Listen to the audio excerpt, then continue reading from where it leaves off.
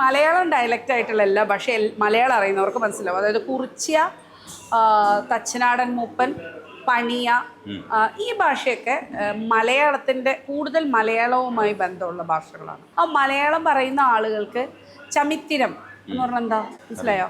സമുദ്രം. സമുദ്രം. ചിത്തിര ഭിത്തി എന്ന് പറഞ്ഞാൽ എന്താണ്? ചിത്രം വരച്ച ഭിത്തി. ഒറ്റച്ചരം. ഒറ്റച്ചരം എന്ന് പറഞ്ഞാൽ ഒറ്റമ്പ്. പിന്നെ അതുപോലെ മഡ്ഡോപം. മഡ്ഡോപം എന്ന് പറഞ്ഞാൽ മണ്ഡപം.